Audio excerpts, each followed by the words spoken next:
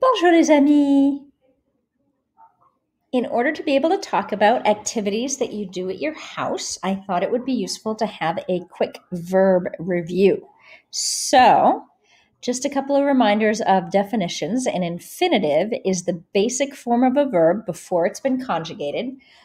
For example, in English, it would be to plus the verb, like to dance, to sing, to go, to draw, to cook, whatever.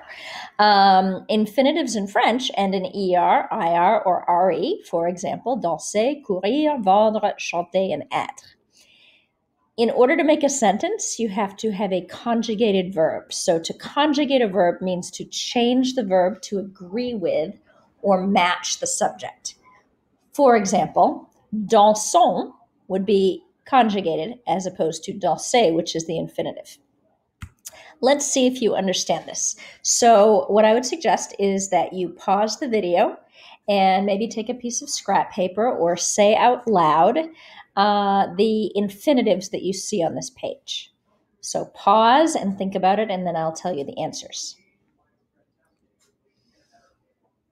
So infinitives include écouter, to listen, dessiner, to draw, choisir, to choose, avoir, to have. Notice this is the same verb. This means he or she has, but it's conjugated. This is an infinitive up here, avoir, ends in ir, and this one is conjugated. Être is an infinitive. It means to be. Dormir, to sleep. Aller, to go, and dîner, to dine. Notice that the er verbs all rhyme in the infinitive form, so écouter, dessiner, dîner, aller. When you're ready to conjugate the verb, you start by taking the er off the infinitive. This is for regular verbs. Regular just means that they follow a consistent pattern. So if we took the verb chanter, we would take off the er and we would add the ending that matches the subject.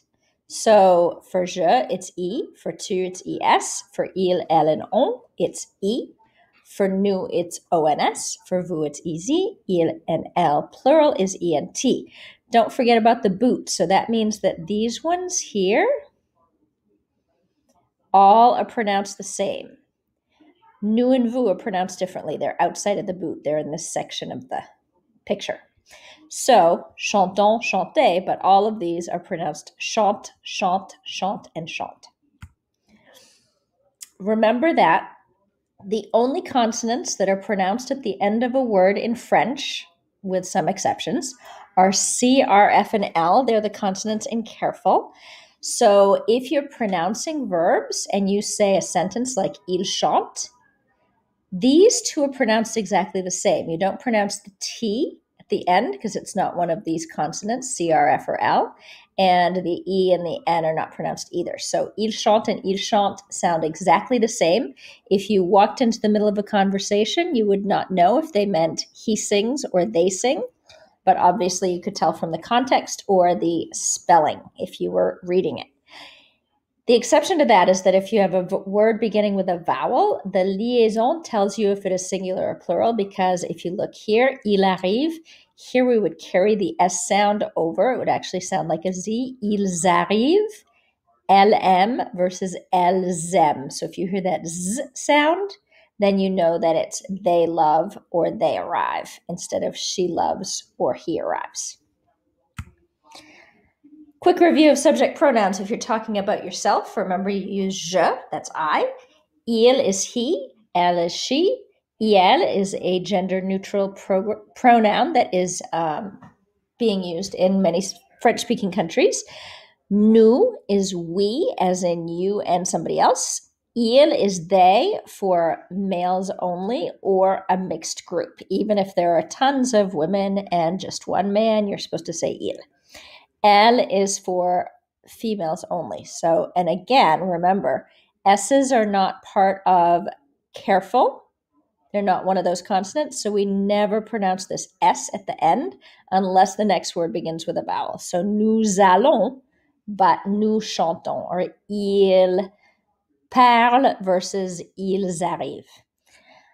If you're talking to someone, if you're saying you, remember that tu is for one person or for someone that you are familiar with, someone that you know personally, friends, family, people younger than you are, classmates, people your own age. Vous is for one person that you need to show respect to. So, for example, teachers, people you don't know, elders, people in authority, etc. Or to a group. So if you're talking to a bunch of your friends, you're going to say vous if you're talking to your friends. Subject pronouns. So for example, if you were talking about your sister, which one of those pronouns would you say? So we're talking about one person.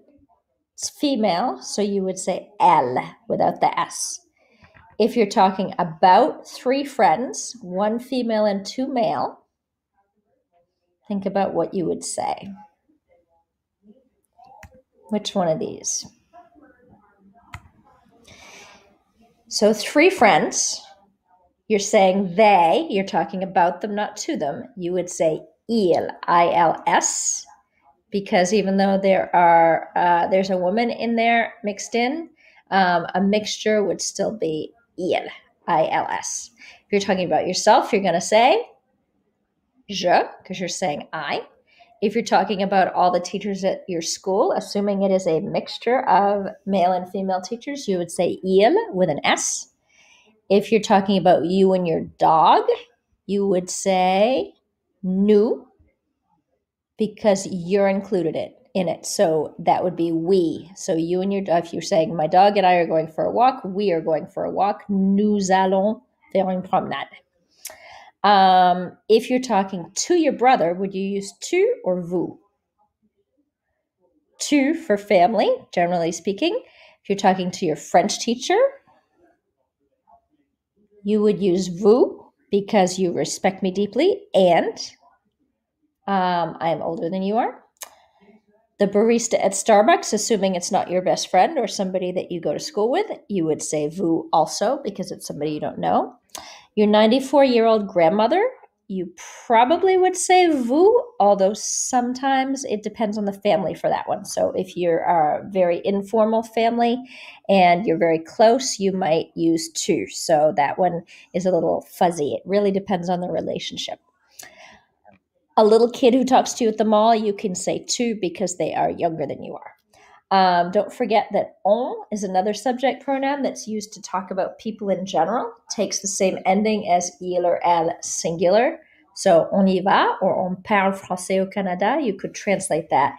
They speak French in Canada, or people speak French, or you speak French in Canada. So again, it depends on the context, but it takes the same verb ending as il, elle, or on, or il or elle, or il. There are also irregular verbs. We're not going to go over those in any great depth, but you can pause if you want to look at those more carefully. Basically, irregular verbs have to be memorized. They don't follow a consistent pattern, although there are some patterns within them. So a lot of times, for example, the nous and the vous form are similar to the infinitive. A lot of times the je and the tu form of irregular verbs are the same, and then the il and the elle and iel form ends in t. So it just depends. You have to memorize them and learn them. So if I were saying I am, I would say je suis. To be is the infinitive. If you want to say he is, it's il est. If you want to say they feminine go, you would say elles vont, etc. So be careful of irregular verbs. How do you know a verb is irregular? You just have to learn it. I'm sorry.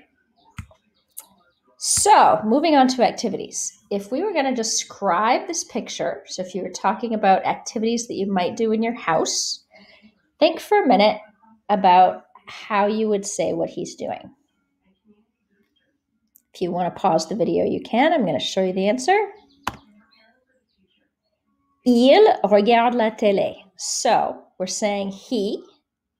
Looks like it's a man. Maybe it's not. Maybe it's elle. Or maybe it's iel. We don't want to assume.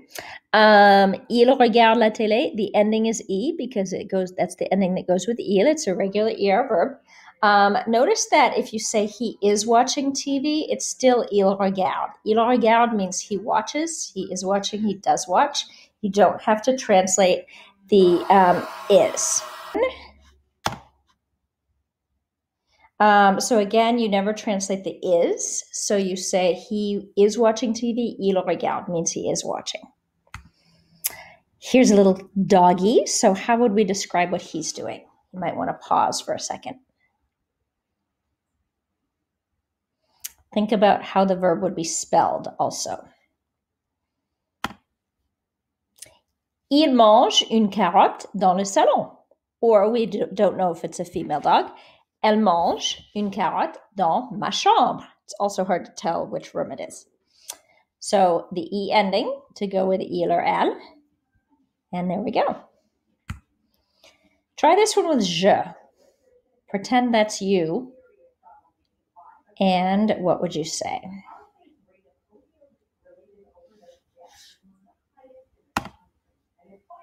Je regarde par la fenêtre. So the ending E also goes with je. Je regarde. Imagine this is your cousin. Describe what he is doing.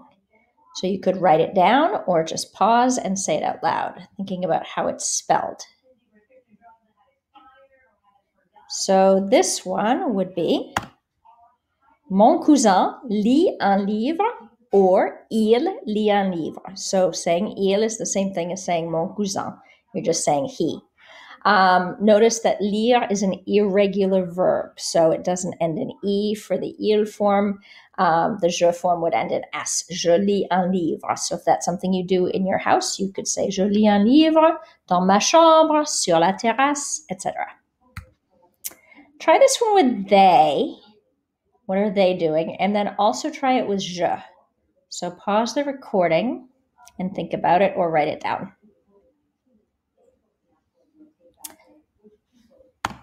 So for they, it would be ils écoutent de la musique. We have one male, one female, so you have to use the masculine form because French is a sexist language. Sorry.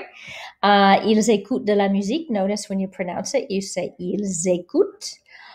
J'écoute de la musique. So remember, J apostrophe is in front of a vowel or an H because it sounds better. Je écoute doesn't sound pretty, but j'écoute sounds pretty. So if you're saying, I live in Falmouth, j'habite à Falmouth, because it's J apostrophe in front of an H. If this were your brother, how would you describe what he is doing and where? So again, talking about activities in the house. Also notice he's got a good French trousse here. So pause if you wish. And the answer is... Mon frère fait ses devoirs dans sa chambre, or il fait ses devoirs dans sa chambre. Notice it's an irregular verb. It's got a T here because it's he. And his homework in his room. So even though he is male, the word chambre is feminine. So you have to say sa chambre. So if you're saying my room, you would say ma chambre. If you were saying your room, you would say ta chambre. If you were talking about your living room, you would say mon salon because salon is masculine. So always be careful of that. And the last one, describe what you and your family are doing and where. So pause the recording and think of a good complete sentence with a correctly conjugated verb. And the answer is Ma famille et moi jouons aux jeux vidéo dans le salon. Or nous jouons aux jeux vidéo dans le salon because you're included in it, you and someone else. So it's nous, which means we. We are playing video games in the living room and having a great time at it, it seems to be. So anytime you see somebody, et moi, remember to use the nous form of the verb, which usually ends in ONS. All right, hope that's helpful. If you have any questions, please let me know. Merci beaucoup.